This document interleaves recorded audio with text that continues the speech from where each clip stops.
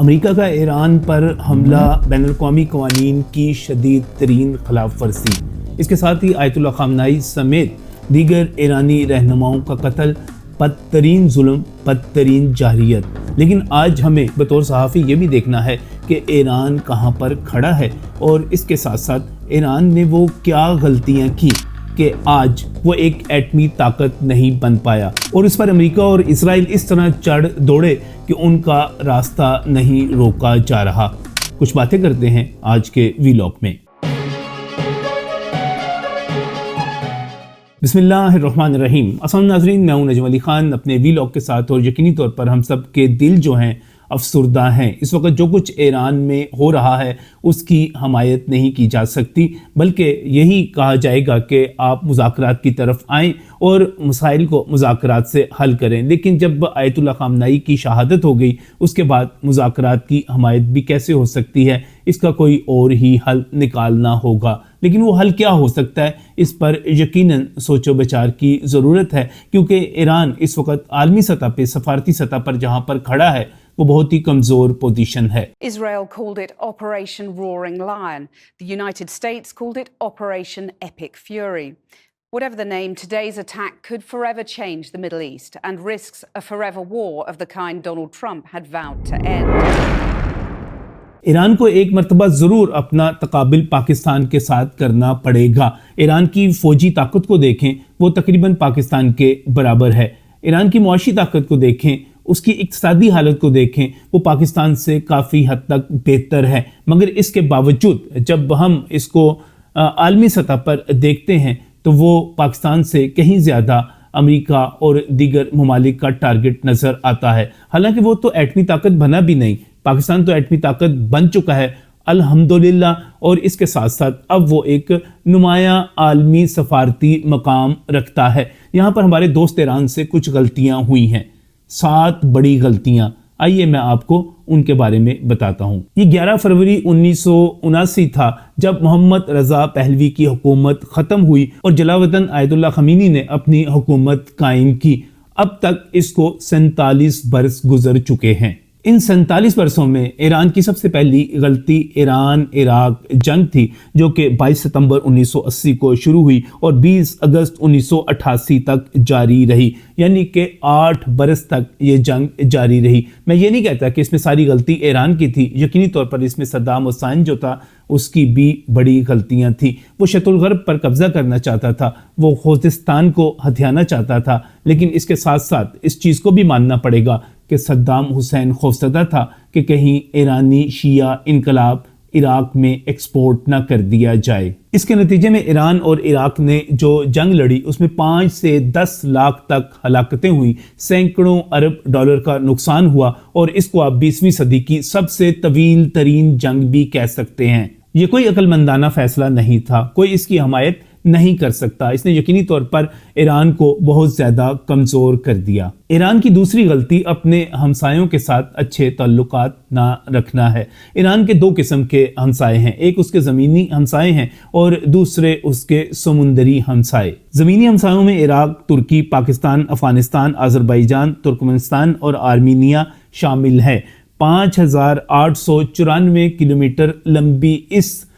سرحدی پٹی کے اوپر ہم یہ دیکھتے ہیں کہ اس کے تعلقات آرمینیا، جس کے ساتھ صرف 44 کلومیٹر کی سرحد ملتی ہے، یا ترکمانستان کے ساتھ بہتر رہے۔ اس کے ساتھ تمام ہمسایوں کے ساتھ کوئی نہ کوئی مسئلہ موجود رہا۔ میں یہاں پر خاص طور پر پاکستان کا حوالہ دینا چاہوں گا کہ پاکستان میں 90 کی دہائی میں جو فرقہ واریت عروج پر پہنچی، مجھے افسوس کے ساتھ کہنا ہے کہ اس میں ایران کا ایک بہت بڑا ہاتھ تھا، ایک بہت بڑا کردار تھا۔ ایران کی طرف سے بلوچستان میں بھی کچھ ایسا ہی کردار ادا کیا جاتا رہا، اور پھر وہ وقت آ گیا جب ابراہیم رئیسی جو ہیں وہ پاکستان آئے، اور اس کے بعد ہمارے تعلقات بہتر ہوئے۔ ابراہیم رئیسی جو ہیں وہ شہید ہو گئے، اس کے بعد مسعود پزشکیان جب پریزیڈنٹ ایران کے بنے تو پھر ہمارے جو اچھے تعلقات ہیں وہ آگے بڑھتے رہے، اور پھر وہ وقت آیا کہ ایران کی پارلیمنٹ میں تشکر پاکستان کے نعرے بھی لگے، لیکن اس سے پہلے ایران مکمل طور پر بھارت کے کیمپ میں تھا، بلکہ اس نے چابہار کی بندرگاہ بھارت کی انویسٹمنٹ کے ساتھ، بھاری سرمایہ کاری کے ساتھ اس لیے شروع کی تاکہ پاکستان کی گوادر کی بندرگاہ کو کمزور کیا جا سکے۔ تو مجھے یہ کہنا ہے کہ اگر میں زمینی ہمسایوں کی طرف جاؤں تو ان سے تعلقات بھی اچھے نہیں تھے، لیکن اگر ہم اس کی 2440 کلومیٹر ساحلی پٹی سے پرے ان کے سمندری ہمسایوں کی طرف چلے جائیں تو ان کی حالت، ان کے ساتھ تعلقات بھی اچھے نہیں رہے۔ ایران کے سمندری ہمسایوں میں سعودی عرب، UAE، قطر، بحرین، کویت اور عمان شامل ہیں۔ میں سعودی عرب کے ساتھ تعلقات کو ایک علیحدہ جگہ پر بھی ڈسکس کرنا چاہتا ہوں، لیکن ان تمام ہمسایوں کے ساتھ آپ تعلقات دیکھ سکتے ہیں کہ یہاں پر بھی یہی خوف رہا کہ ایران اپنا جو انقلاب ہے وہ ادھر ایکسپورٹ نہ کر دے۔ ہمسایوں کے ساتھ تعلقات کی آپ بات کر لیں یا ایران کے جو انقلاب کی ایکسپورٹ کے حوالے سے جو کچھ کیا جاتا رہا اس کی بات کر لیں تو یہاں ہمیں اس کی ایک تیسری بڑی غلطی نظر آتی ہے، اور وہ پراکسی وارز کی سرپرستی ہے اور ایسے گروہوں کی، ایسی تنظیموں کی سرپرستی ہے جو کہ دوسرے ممالک میں کام کرتی تھیں، وہاں پر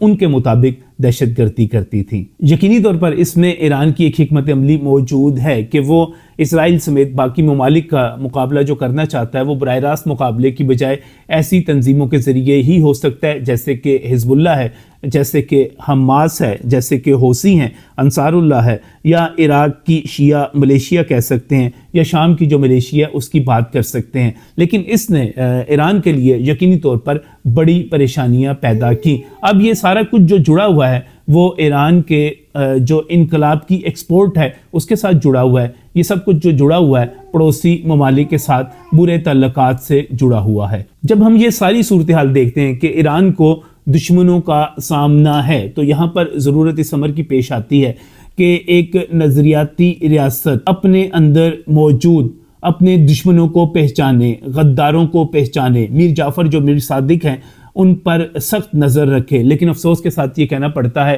کہ ہمیں ایران میں غداروں اور جاسوسوں کا ایک پورے کا پورا نیٹ ورک نظر آتا ہے، بلکہ اس سلسلے میں بھارت نے جو وہاں پر کردار ادا کیا وہ تو انتہائی شرمناک رہا۔ ابھی حال ہی میں بھارت جو کہ ایران کے ساتھ بہت زیادہ اتحادی رویہ رکھتا تھا، وہ ابھی حالیہ اس جنگ کے دوران اسرائیل کے ساتھ جا کر بیٹھ گیا، اور نتنیاہو اور نریندر مودی نے باقاعدہ طور پر حماس کے حملوں کی مذمت کی، اور اس کے ساتھ ساتھ مودی نے یہ کہا کہ میں آپ کا غم محسوس کرتا ہوں۔ یقینی طور پر ایران جو تھا وہ اپنے دوستوں کے چناؤ میں غلط رہا۔ اس کی بہت بڑی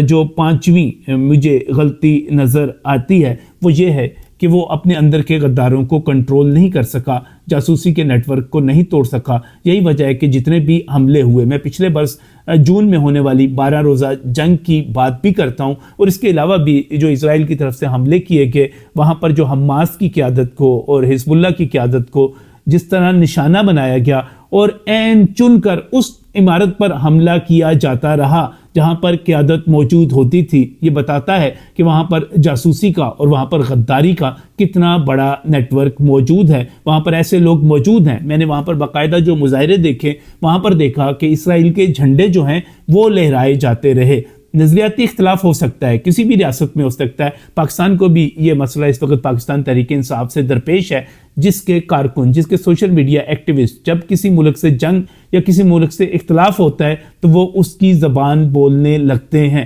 بلکہ بعض اوقات ایک ایسا پول بھی سامنے آیا جس میں انہوں نے باقاعدہ طور پر پاکستان کی قیادت کے مقابلے میں دنیا کے بدترین جو اسلام کا دشمن ہے نتنیاہو کو بہتر قرار دیا۔ یہ جو ایک بغاوت اور یہ جو ایک صورتحال ہے کسی سٹیٹ کے اندر، یہ اس کو اندر سے کمزور کرتی ہے۔ ایران کی جو چھٹی غلطی رہی وہ مجھے پاکستان کے ساتھ ایک کمپیریزن کے ذریعے آپ کو بتانی ہے۔ پاکستان ایک اسلامی ملک ہے، پاکستان اس وقت باقاعدہ طور پہ ایک ایٹمی طاقت ہے۔ مجھے یہاں پر خراج تحسین پیش کرنا ہے، خراج عقیدت پیش کرنا ہے پاکستان کی اس تمام قیادت کو جو آپس میں بدترین سیاسی اختلافات کے باوجود پاکستان کے استحکام کے لیے، پاکستان کی طاقت کے لیے، پاکستان کی فوجی جو طاقت ہے اس میں اضافے کے لیے متحد رہی۔ اس میں ذوالفقار علی بھٹو نے جب ایٹمی پروگرام شروع کیا اس کے بعد آپ دیکھ سکتے ہیں ضیاء الحق بالکل ان کے مخالف، لیکن ایٹمی پروگرام کی حفاظت انہوں نے بھی کی۔ غلام اسحاق خان بیچ میں آئے اور اس کے بعد میاں محمد نواز شریف اور بے نظیر بھٹو، خاص طور پر میاں محمد نواز شریف نے جس طرح ڈپلومیسی کا مظاہرہ کرتے ہوئے ایٹمی دھماکے، بھارت کے ایٹمی دھماکوں کے جواب میں موقع کا فائدہ اٹھاتے ہوئے دھماکے کر دیے اور اس سے پہلے ہم نے ایٹمی طاقت حاصل کر لی، یہ ظاہر کرتا ہے کہ پاکستان کی قیادت جو ہے وہ کسی اگر مگر کا شکار نہیں تھی، پاکستان سے محبت کرتی تھی، پاکستان کو مضبوط دیکھنا چاہتی تھی۔ ایران کی میری نظر میں یہ غلطی رہی کہ وہ ایٹمی طاقت بننے کے قریب پہنچ گیا لیکن اس نے ایٹمی دھماکہ نہیں کیا، لہٰذا وہ نہ تو ایٹمی طاقت تھا لیکن اس کے جو خطرات تھے وہ اس نے سارے کے سارے سہے برداشت کیے، اب تک برداشت کر رہا ہے۔ بہت سارے لوگ یہ کہتے ہیں کہ ایران پر اقتصادی پابندیاں رہیں، لیکن میرے پاس جو اعداد و شمار ہیں اس کے مطابق جب میں پاکستان کے ساتھ کمپیریزن کرتا ہوں تو پاکستان کی اور ایران کی مجھے جی ڈی پی تقریباً ایک برابر ہی نظر آتی ہے، کوئی 400 ارب ڈالر کے لگ بھگ، لیکن اس سے ہٹ کر جب میں دیکھتا ہوں تو مجھے ایران کی فی کس آمدن جو ہے وہ 4256 ڈالر ملتی ہے، جو کہ پاکستانیوں کی صرف 1710 ڈالر ہے۔ اس کا مطلب کیا ہوا کہ وہاں کی آبادی، اصل میں ہماری آبادی کوئی 24-25 کروڑ ہے، ان کی آبادی کوئی 8-9 کروڑ ہے، 1/3 ہم سے آبادی ہے، لہٰذا وہ ہم سے خوشحال رہے، ہم سے بہتر رہے۔ اور اسی طرح جب میں وہاں کی فوج کو دیکھتا ہوں تو 6,10,000 کی ایکٹیو فورس مجھے نظر آتی ہے، وہاں پر 3.5 لاکھ کی مجھے ریزرو فورس بھی نظر آتی ہے، 2,20,000 جو ہیں وہ پیراملٹری فورسز بھی ہمیں وہاں پر نظر آتی ہیں، تقریباً 1 ملین کو کراس کرتے ہیں، جو کہ پاکستان کے بھی برابر ہے۔ لیکن پاکستان نے جو اس دوران کام کیا وہ سب سے بڑا کام یہ تھا کہ اس نے اپنی ایئر فورس کو بہت زیادہ مضبوط کیا، اس نے اپنے ایٹمی پروگرام کو بہت زیادہ ریفائن کیا، اس کو بہتر کیا۔ جو ایران ہے وہ اپنی ایئر فورس نہیں بنا سکا، حالانکہ وہ اس دوران روس اور چین کے کیمپ میں تھا اور اپنے آپ کو اینٹی امریکن اور اینٹی ویسٹ کے طور پر پیش کرتا تھا۔ وہ چاہتا تو اس کی طرف توجہ دے سکتا تھا، اس نے میزائل ٹیکنالوجی پر ضرور کام کیا لیکن اس کی ایئر فورس اس کی بہت بڑی کمی رہی۔ اور ابھی حال ہی میں جو جنگیں ہوئی ہیں اس سے پتہ چلتا ہے کہ اب جنگیں جو ہیں وہ بنیادی طور پر اے آئی کی بنیاد پر ہوں گی، میزائل ٹیکنالوجی پر ہوں گی، ایئر فورس کی بنیاد پر ہوں گی۔ یہ جو ہماری زمینی افواج ہیں شاید وہ باقاعدہ طور پر لڑنے کے لیے بہت کم کہیں پر جائیں۔ ایران کی ایک بہت بڑی خامی، بہت بڑی ناکامی اس کی ڈپلومیسی کی شکست رہی، اور ڈپلومیسی کی اس شکست کے نتیجے میں اس کو جو نقصان اٹھانا پڑ رہا ہے وہ آپ کے سامنے ہے۔ آپ اس وقت دیکھ سکتے ہیں کہ اس نے جو جوابی حملے کیے ہیں خاص طور پہ اپنی ان ہمسایہ ریاستوں کے اوپر جو کہ سمندر میں